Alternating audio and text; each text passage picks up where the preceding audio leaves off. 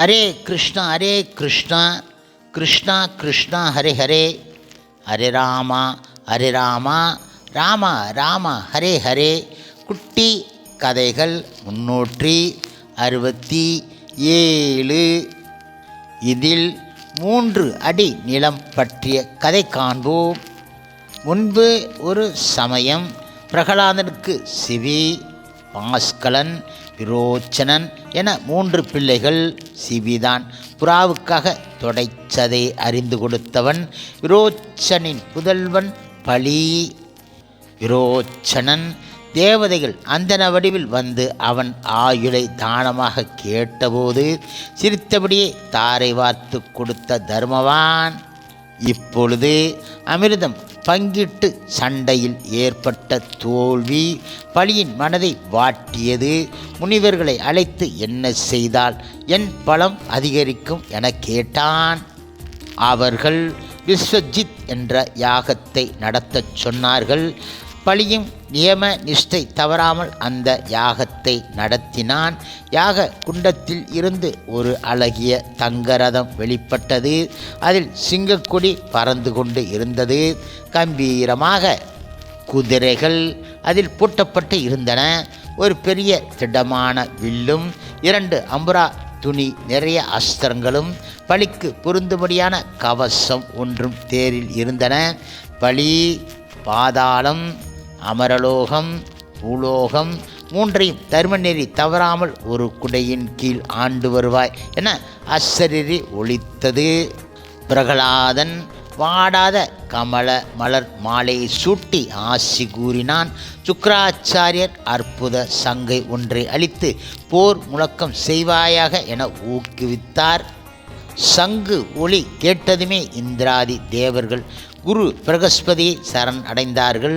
இந்திரா அமராவதி கைப்பற்றுவதே பலியின் நோக்கம் என சாரணர்கள் கூறினார்கள். இது நமக்கு அனுகூலமான காலம் கிடையாது. அதனால் சொர்க்கத்தை விட்டுவிட்டு வெளியேறுவதுதான் நல்லது. நல்ல காலம் வரும்போது நாராயணர் கை கொடுப்பார் என்றார். அதன்படியே செய்தார்கள் தேவர்கள்.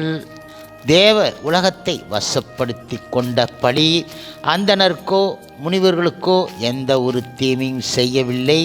யாகம் கோமா அதிபதிகளுக்கு தடையும் செய்யவில்லை. அதனால் 3 உலகத்தவரும் நாடு செழித்து இருக்கின்றது.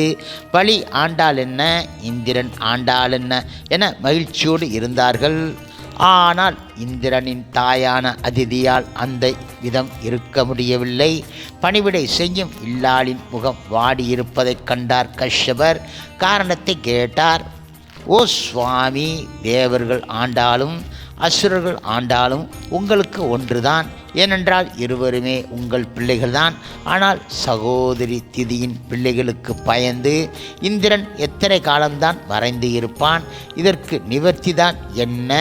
இந்த வருத்தம்தான் சதா என் மனதை வாட்டுகின்றது என்றாள் அவள். கஷ்யபர் கூறினார், ஓ பிரியே, உன் விருப்பத்தை பூர்த்தி செய்ய பரந்தாமனால் மட்டுமே முடியும். அவனை உள் அன்போடு பிரார்த்தனை செய்வாயாக என்றார் அவர்.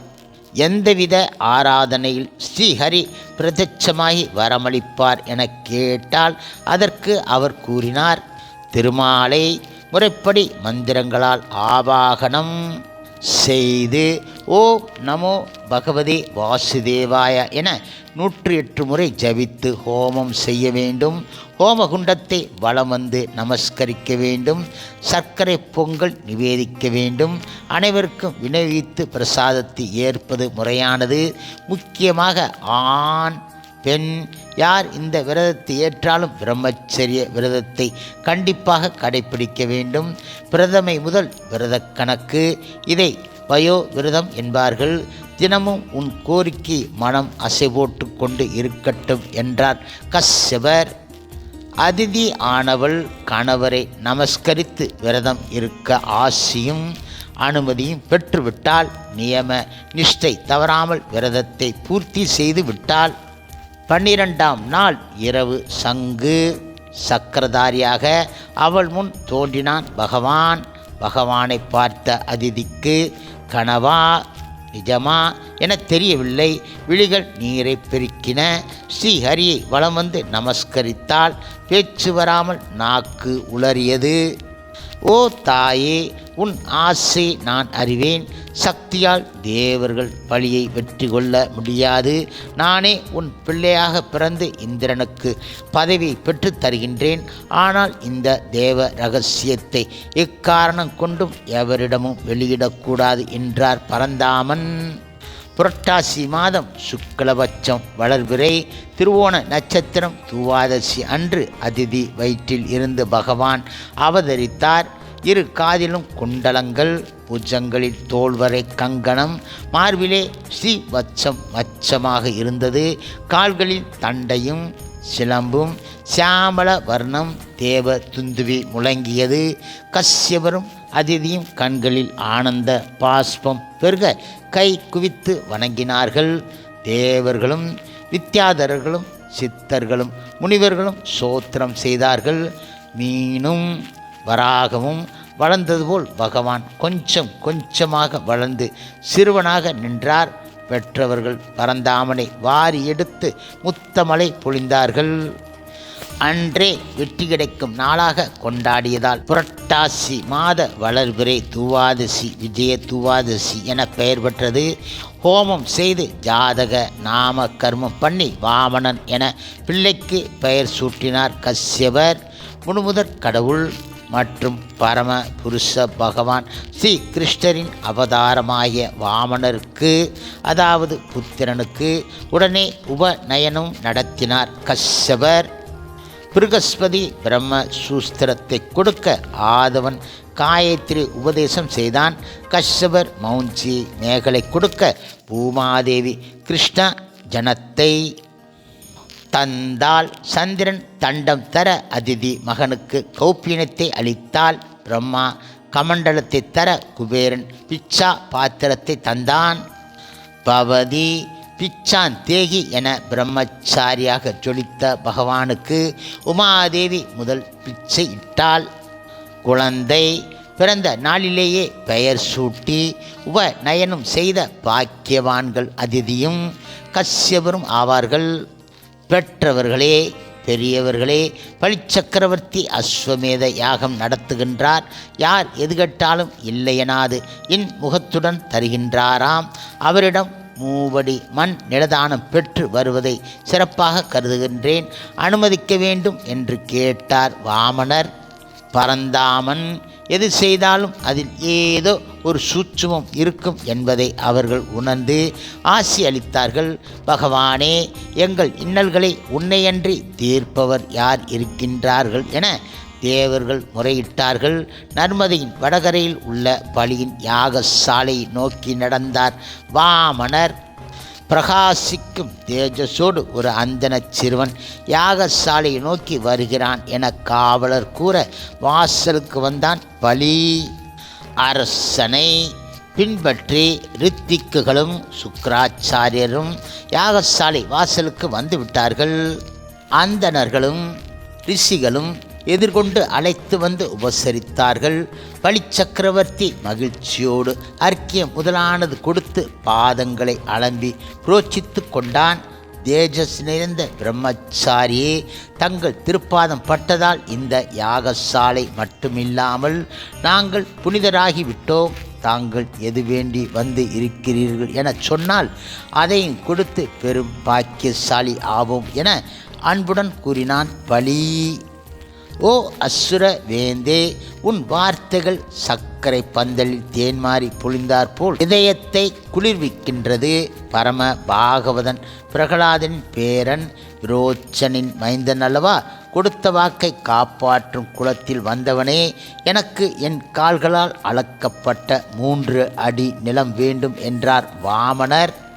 இப்பொழுது பலி சிரித்தபடி சிறியவராக இருப்பதால் சிறியதாக கேட்கின்றீர்கள். 3 அடி நிலத்தில் யாக குண்டம்தான் அமைக்க முடியும். ஒரு நந்தவனத்தையே உங்களுக்கு பரிசாக அளிக்கின்றேன். புஷ்ப காரியங்கள் செய்யலாம், அல்லது ஒரு கிராமத்தை தருகிறேன். அதில் வேத பாடசாலை நடத்தலாம் என்றான் பலி. வாமனர் புன்னகையுடன் கூறினார். பலி, உன் தாராள மனப்பான்மை உன் பேச்சில் தெரிகின்றது. ஆனால் எனக்கு அதிக ஆசை கிடையாது. 3 அடி நிலத்தில் திருப்தி வரவில்லை என்றால் 3 உலகங்களை கட்டி ஆண்டாலும் திருப்தி ஏற்படாது. நான் கேட்டதை தந்தால் போதும் என்றார் அவர். பலி வாமனரை வணங்கி, அப்படியே செய்கின்றேன் சுவாமி என்றவன் மனைவி வித்யாவளியை அழைத்து நீர் நிறைந்த கெண்டியை எடுத்து நீர் வார்க்கச் சொன்னான். இதுவரை மௌனமாக எல்லாவற்றையும் பார்த்து கொண்டு இருந்த சுக்கராச்சாரியர், பலி அவசரப்படாதே, உருவத்தை வைத்து இவனை சாமானியமாக எண்ணாதே. தேவ துந்துவி முழங்கும் போதே நான் சந்தேகப்பட்டேன். உங்களை அமிர்தம் கடைய வைத்து சண்டையிட்டு ஏமாற்றி அனுப்பிய மாயன்தான் இந்த வேஷத்தில் வந்து இருக்கின்றான். உனது நற்குண நற்செயல்கள் உனக்கு கவசமாக இருப்பதால் யுத்தத்தில் உன்னை ஜெயிக்க முடியாது என்று தானம் என்ற பெயரில் கபட நாடகம் ஆடுகின்றான் என்றார் அவர். ஓ பலி, உனது செயலால் அசுர குலம் நாசமடைந்துவிடும். நாம் வாக்கு தவறுவதால் பிறருக்கு எந்த கேடும் இல்லை என்றால் வாக்கு தவறுவது குற்றம் கிடையாது என சாஸ்திரங்கள் சொல்கின்றன. முளையிலே கிள்ளி எறிவதை விட்டுவிட்டு கோடாலியால் அகற்ற முடியவில்லையே என ஆஸ்வாசப்படாதே. ஏமாற்றுபவர்களிடம் பொய் சொல்வதும் தப்பு கிடையாது. 3 அடி மண் தர முடியாது. ஒரு கிராமமோ நந்தவனமோ பெற்றுக்கொள்வாயாக என கூறிவிட்டு எழுந்து வா என்றார் சுக்கராச்சாரியர். இப்பொழுது பலி சிறிது நேரம் யோசித்தான். பிறகு ஆராய்ந்து பார்த்துவிட்டு, நீங்கள் சொல்வது சரி என்றுதான் தோன்றுகிறது. பிரகலாதன் பேரன் கொடுத்த வாக்கை மீறிவிட்டான் என்றால் எனது பாட்டனார் பேரும் சேர்ந்தல்லவா கெட்டுவிடும். ஸ்ரீஹரி இந்த வடிவில் வந்ததாக சொல்கின்றீர்கள். பகவானுக்கே தானம் கொடுத்த நான் பெரியவன் என நாளைய வரலாறு கூறாதா? அசத்தியவான்களை தாங்க வேண்டி இருக்கிறதே என பூமி வருந்துவாள் என சாஸ்திரங்கள் கூறுகின்றன. பதவி நிரந்தரமற்றது, சத்திய கீர்த்தி அழியாதது. அவர் கபட நாடக சூத்திரதாரியாக இருந்தாலும் என்னை அழிக்கவே 3 அடி நிலம் கேட்டாலும் கொடுத்த வாக்கை மாற்ற என் மனம் விரும்ப கிடையாது என அழுத்தம் திருத்தமாக சொல்லிவிட்டு மனைவியை பார்த்தான் பலி. இப்பொழுது கணவன் குறிப்பு அறிந்த வித்யாவளி நீர் வார்க்க கெண்டியை எடுத்தால் நீர் விடும் துவாரத்தில் வண்டாக உருவெடுத்து அடைத்து கொண்டார் சுக்கராச்சாரியர். வித்யாவளி எவ்வளவு சாய்த்தும் நீர் ஒரு சொட்டு கூட வர கிடையாது. கீழே கிடந்த ஒரு தர்ப்பையை எடுத்து குத்தினார் வாமனர். ஐயகோ என்றபடி வெளியே விழுந்த வண்டின் ஒரு கண்ணில் இருந்து ரத்தம் பெருகி ஓடியது. பிரம்மச்சாரியே, நீர் கேட்டபடி உமது திருப்பாதத்தால் அளக்கப்பட்ட 3 அடி நிலம் தருகிறேன் என சங்கல்பித்த பலி மகா பெரிய பலியாகிவிட்டான். அப்போதும் தேவ துந்துபிகள் முழங்கின. இப்பொழுது வாமனர் ஆசனத்தை விட்டுவிட்டு எழுந்தார். வானலாவ உயர்ந்து கொண்டு போனார்.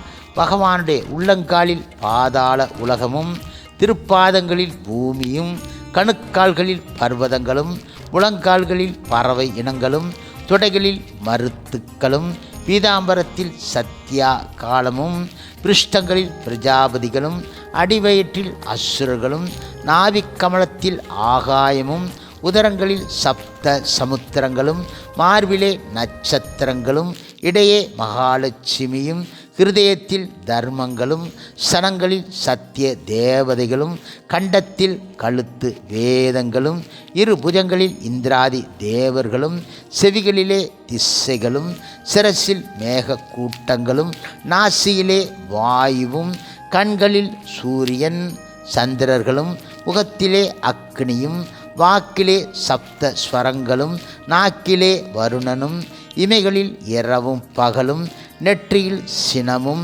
உதடுகளில் லோபமும், காலடிகளில் யக்யமும், நிழலில் யமனும், சிரிப்பில் மாயையும், மயிர்கால்களில் தாவரங்களும், நாடிகளில் நதிகளும், மூளையில் பிரம்மனும், இந்திரியங்களில் தேவ கூட்டங்களோடு ரிஷிகளும் விளங்க அனைவரும் பகவானின் விஸ்வரூபத்தைக் கண்டு வியந்து போனார்கள்.